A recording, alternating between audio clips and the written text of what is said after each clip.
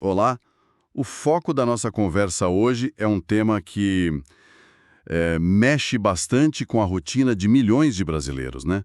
Os planos de mobilidade urbana, os famosos PMUs. Exatamente, um assunto super importante. Vamos investigar o que são, por que eles se tornaram tão cruciais e quais são, assim, os nós górdios na hora de tirá-los do papel. Sim, os desafios são muitos. Nossa análise aqui se baseia em debates, entrevistas, dados de fontes como a TV Senado, o portal GeoBrasil, discussões que rolaram na Câmara dos Deputados e também materiais de referência como os do WRI Brasil. Fontes bem diversas, o que é ótimo para ter uma visão ampla. A ideia é fazer uma exploração bem detalhada desse universo.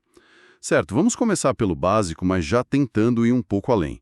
As fontes definem o PMU como um instrumento, criado por lei federal lá em 2012. Isso, a Lei 12.587. Mas o que me chamou a atenção, lendo os materiais, é como o conceito parece ter se expandido.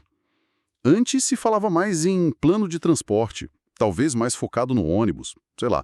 Agora é mobilidade.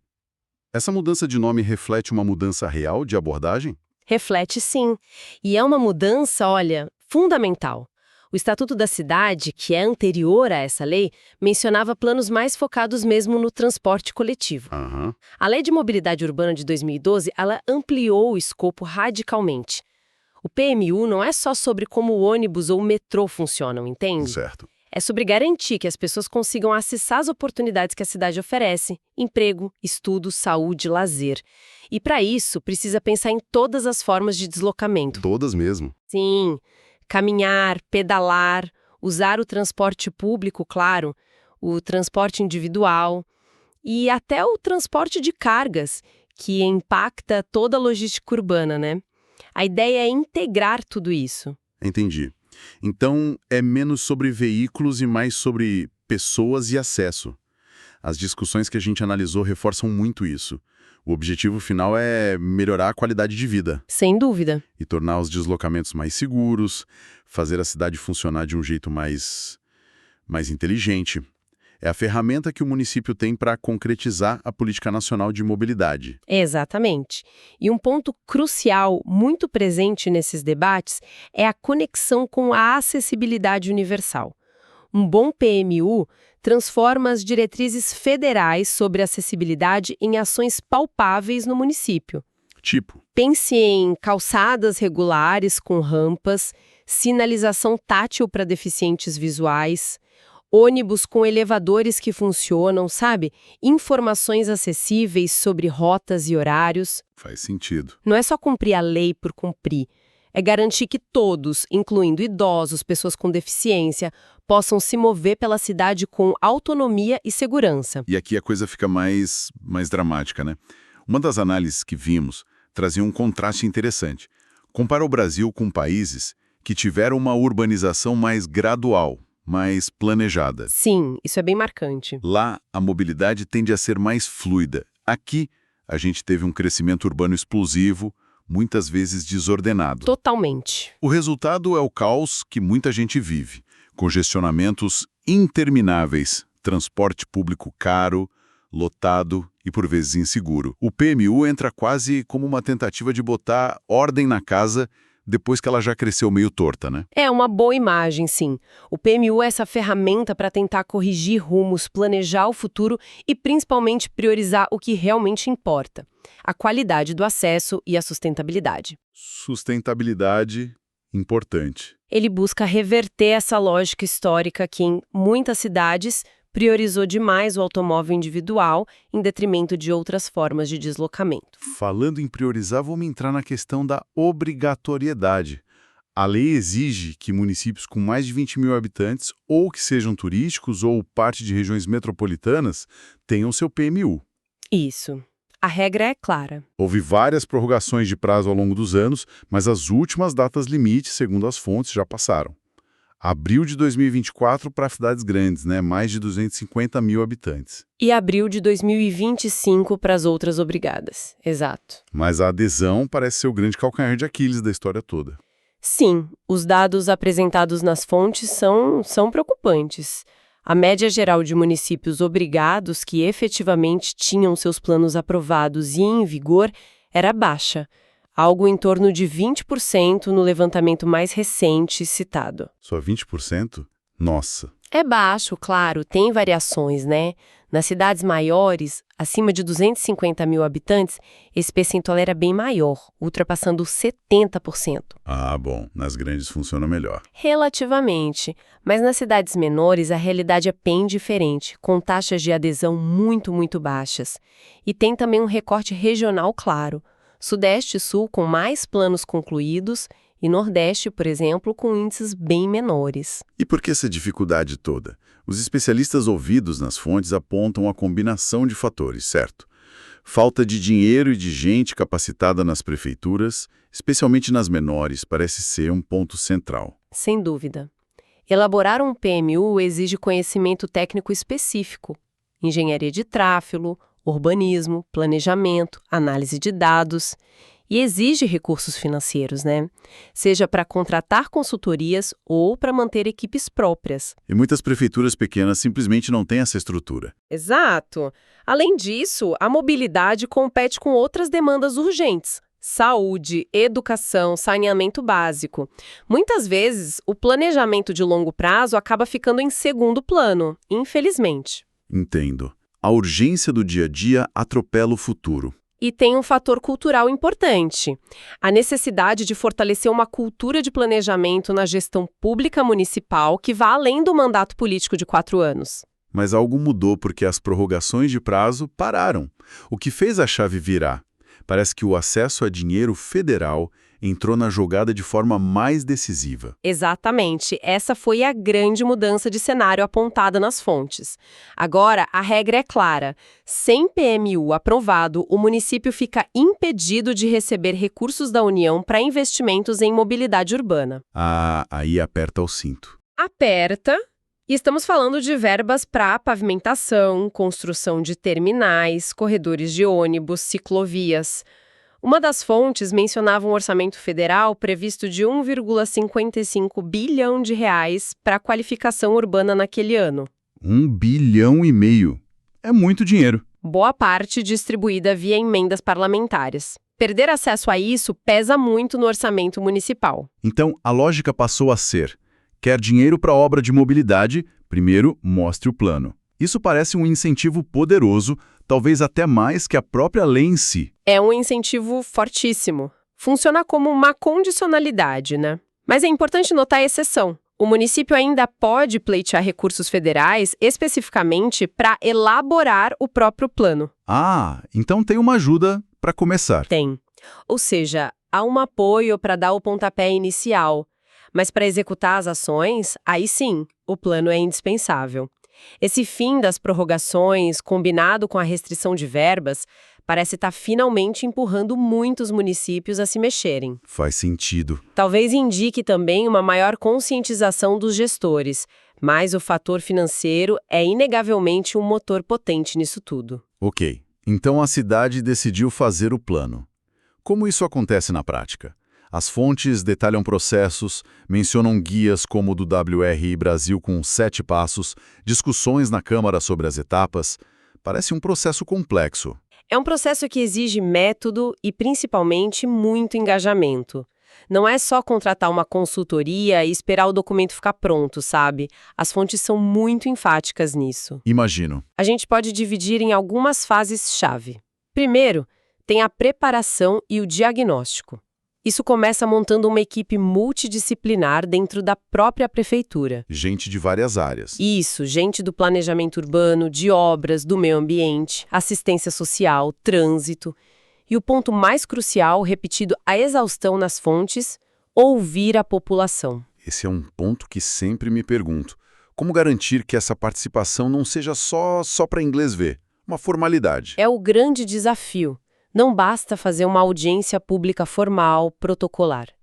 É preciso buscar ativamente as diferentes vozes da cidade. Como assim? Fazer pesquisas de opinião, oficinas nos bairros, conversar com grupos específicos, motoristas de aplicativo, taxistas, comerciantes, estudantes, associações de moradores, ciclistas, idosos, pessoas com deficiência.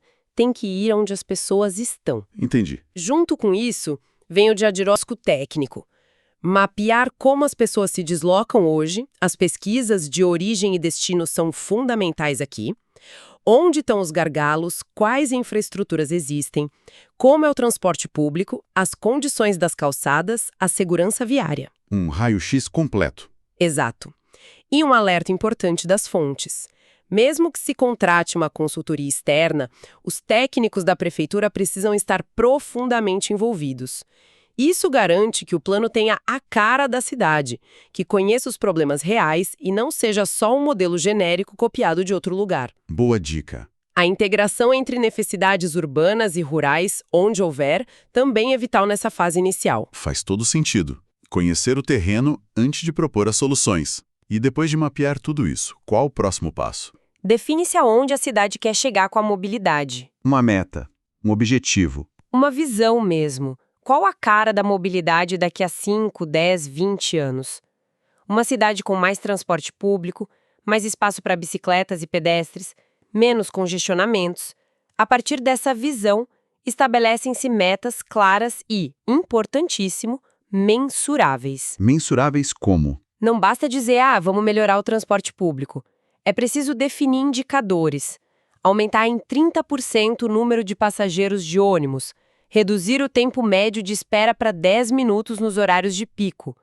Construir 50 quilômetros de ciclovias seguras até tal ano. Certo, números concretos. Exato. Com as metas definidas, elaboram-se as ações concretas, priorizadas por prazo, curto, médio e longo, e já com uma estimativa de custos e possíveis fontes de financiamento. E como esse conjunto de ideias vira lei ou regra oficial na cidade? Aí a gente entra na fase de aprovação. A minuta do plano com o diagnóstico, a visão, as metas, as ações, tudo isso volta para a sociedade. Mais conversa. Mais conversa, novas audiências públicas, consultas online para apresentar a proposta final e receber as últimas críticas e sugestões. É um momento de validar o trabalho com quem vai ser diretamente impactado por ele. E depois? Depois desses ajustes, vem a formalização.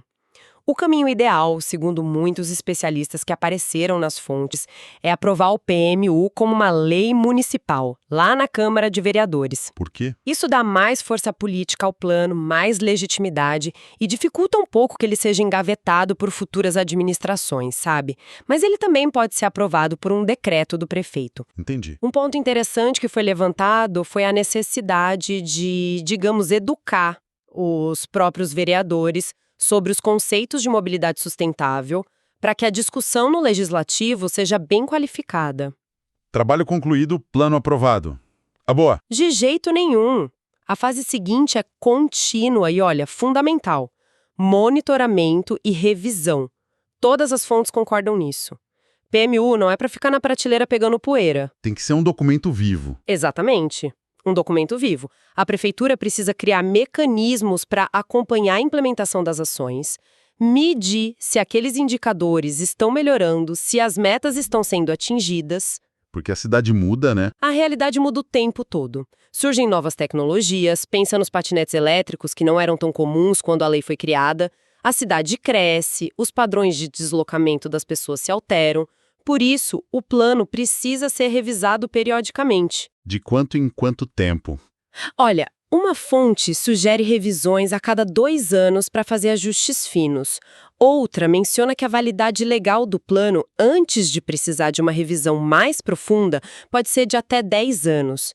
O importante é que isso exige que o município mantenha uma capacidade técnica instalada para fazer essa gestão contínua do plano. E para ajudar as prefeituras nesse percurso todo, existem apoios? Alguém ajuda? Sim, o Ministério das Cidades ou o órgão federal responsável na época geralmente disponibiliza manuais, guias metodológicos, ferramentas de análise, mencionaram até plataformas online como a Rede de Observatórios da Mobilidade Sustentável, a REDIUS. Ah, legal. Sim, para troca de experiências e acesso a dados. O apoio técnico e a capacitação são cruciais, né? Especialmente para os municípios menores que têm menos estrutura. Certo. Vamos agora mergulhar um pouco nas prioridades que esses planos deveriam ter, segundo a lei e as discussões que a gente viu nas fontes. Há uma hierarquia bem clara ali. Sim, a lei estabelece uma ordem de prioridade. Primeiro, o transporte ativo, gente andando a pé ou de bicicleta. Depois, o transporte público coletivo. E só por último, lá no fim da fila, o transporte individual motorizado, carros e motos.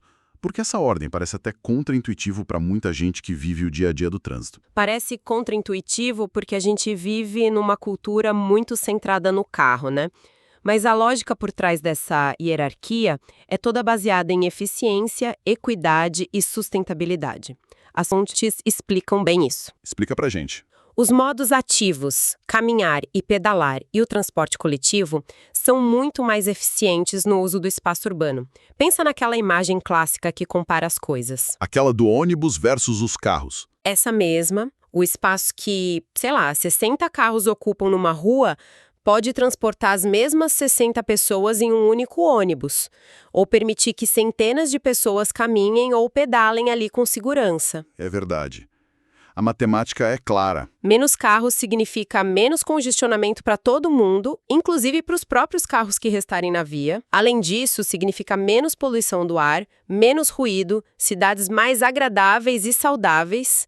E, claro, caminhar e pedalar são atividades físicas, né? Traz benefício para a saúde. E a equidade que você mencionou? Priorizar esses modos é também uma questão de equidade social, porque beneficia diretamente a maioria da população que depende do transporte público ou se desloca a pé por necessidade. Mas aí entra aquele desafio cultural que você mesma mencionou antes. Mudar a cabeça das pessoas e dos gestores, que estão tão acostumados a pensar a cidade para o carro, não é simples. As fontes falam muito sobre a necessidade de comunicação. É fundamental. Não adianta só implementar uma ciclovia ou uma faixa exclusiva de ônibus sem explicar claramente o porquê daquilo. O poder público precisa comunicar os benefícios coletivos dessas medidas. Tipo o quê? Menos tempo perdido no trânsito para todo mundo, ar mais limpo para respirar, mais segurança para quem anda a pé ou de bicicleta. Precisa mostrar que não se trata de punir quem usa carro, mas de oferecer alternativas melhores e criar uma cidade mais equilibrada para todos. É um trabalho de convencimento, então. É um processo que exige diálogo constante, muita transparência e muitas vezes coragem política para enfrentar as resistências iniciais, porque elas certamente virão de grupos que se sentem de alguma forma prejudicados no curto prazo. E no meio disso tudo, o transporte público enfrenta seus próprios demônios, digamos assim.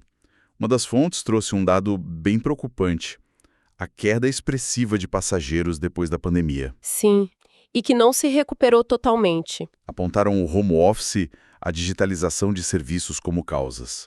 Isso complica ainda mais a equação toda, não? Complica muito. Menos passageiros significa menos receita para o sistema. Isso pressiona as tarifas para cima ou exige mais subsídios públicos num ciclo vicioso que é ruim para todo mundo. Torna o sistema menos atraente. E financeiramente instável. Os PMUs precisam urgentemente pensar em estratégias para tentar reverter essa tendência, tornando o transporte coletivo mais confiável, mais confortável, seguro e bem integrado aos outros modos como bicicleta e caminhada. Além dessa questão financeira, outros pontos críticos apareceram bastante nas fontes, né? A segurança viária é um deles. Com certeza. Como os PMUs se conectam com a redução de acidentes de trânsito? Diretamente. O plano de mobilidade deve incorporar as metas e diretrizes do PENATRANS, que é o Plano Nacional de Redução de Mortes e Lesões no Trânsito. Na prática, o que isso significa? Significa prever ações concretas. Acalmar o tráfego em áreas residenciais, redesenhar cruzamentos perigosos para ficarem mais seguros, garantir faixas de pedestres bem sinalizadas e iluminadas, criar ciclovias e ciclofaixas que sejam realmente protegidas do tráfego motorizado, fiscalizar os limites de velocidade. O foco é proteger quem? O foco principal tem que ser proteger os mais vulneráveis no trânsito. Pedestres, ciclistas, motociclistas que, infelizmente, são as maiores vítimas no Brasil. E aí, grupos organizados da sociedade civil, como associações de ciclistas, de vítimas de trânsito, têm um papel super importante em cobrar essas medidas dos gestores. Entendi. Outro nível de complexidade que surge é nas metrópoles. Como lidar com aquela pessoa que mora numa cidade e trabalha ou estuda em outra todo dia? Esse é o grande desafio das regiões metropolitanas. O PMU de cada município isolado é importante, claro, mas ele não resolve sozinho os problemas de deslocamento que cruzam as fronteiras municipais. Precisa de algo maior. Precisa. Para isso, as fontes apontam a necessidade do PDUI, que é o Plano de Desenvolvimento Urbano Integrado. Ele deve pensar a metrópole como um todo, coordenando as ações de transporte, uso do solo, saneamento, entre os diversos municípios que compõem a região. Deram algum exemplo? Sim, citaram o exemplo complexo da RID Brasília, que envolve municípios de Goiás, de Minas Gerais e o próprio Distrito Federal. Isso ilustra bem essa dificuldade de gestão compartilhada. E, finalmente, um tema que hoje é incontornável: mudanças climáticas. Como isso entra na conta da mobilidade urbana? Entra de duas formas principais que foram bem destacadas nas discussões. Primeiro, pela mitigação. O setor de transportes é um grande emissor de gases de efeito estufa, né? Sim, infelizmente. Portanto, os PMU são ferramentas essenciais para ajudar a reduzir essas emissões. Como? Incentivando justamente a troca do transporte individual motorizado pelo transporte público, pela bicicleta, pela caminhada. E a segunda forma? É a adaptação. As cidades precisam estar mais preparadas para os impactos das mudanças climáticas que já estão acontecendo ou vão acontecer. Chuvas mais intensas, enchentes, ondas de calor. A infraestrutura tem que aguentar o tranco. Exatamente. A infraestrutura de mobilidade, ruas, pontes, túneis, os próprios sistemas de transporte precisa ser mais resiliente. Isso pode envolver desde sistemas de drenagem mais eficientes, como aqueles jardins de chuva que foram mencionados. Jardins de chuva. Soluções baseadas na natureza, até o aumento de áreas verdes na cidade para minimizar o calor e ajudar a absorver a água da chuva. E também um planejamento específico para áreas de risco, como comunidades ribeirinhas, onde o transporte fluvial é importante e pode ser muito afetado por secas ou cheias extremas. Ufa, é muita coisa envolvida num PMU, hein? Se a gente pudesse resumir a mensagem principal que essas fontes todas nos trazem, qual seria? Olha, acho que a mensagem central é que os planos de mobilidade urbana, apesar de toda essa complexidade e dos enormes desafios de implementação, são instrumentos legais poderosos e, mais do que isso, necessários. Necessários por quê? São o caminho formalizado para a gente pensar e construir cidades mais humanas, mais justas, mais eficientes e mais preparadas para o futuro, que já chegou. Mas, assim, eles não saem do papel sozinhos, magicamente. Precisa de mais. Precisa. Exigem vontade política firme dos gestores, capacidade técnica instalada nas prefeituras e, talvez o mais importante de tudo, uma participação cidadã que seja ativa e vigilante desde a hora de conceber o plano até a hora de monitorar se ele está sendo cumprido. E agora, com essa pressão dos prazos vencidos e do acesso a verbas federais condicionado, a urgência ficou ainda maior, né? Mas, como você disse, não pode ser só pela burocracia ou pelo dinheiro. Tem que ter um propósito maior. Exato. O grande risco é fazer um plano para constar, só para cumprir tabela, que no fim não mude a realidade das pessoas. O verdadeiro valor do PMU está na sua capacidade de gerar melhorias concretas no dia a dia. Coisas como Um ônibus que passa no horário certo, uma calçada onde dá para andar sem tropeçar a cada passo, uma ciclovia que realmente te leva ao trabalho com segurança, um trânsito menos caótico para todo mundo, um ar mais limpo para respirar. É sobre transformar a experiência de viver e se mover na cidade. Perfeito. Para encerrar, então, queria deixar uma provocação para quem nos ouve, bem inspirada nisso tudo que a gente conversou. As fontes batem muito na tecla do desafio cultural, de deslocar o foco do carro e na força da participação popular. Sim, são pontos-chave. Pensando na sua própria cidade, no seu trajeto diário, que pequena mudança bem alinhada com essa ideia de priorizar pessoas, caminhadas, bicicletas ou transporte coletivo faria a maior diferença prática para você? E, indo um pouco além, como você e outras pessoas poderiam, talvez, se organizar para levar essa ideia adiante, dialogar com a prefeitura e cobrar essa transformação. Uma ótima reflexão. Fica aí a reflexão. Com isso, a gente fecha a nossa análise de hoje. Agradecemos muito a companhia.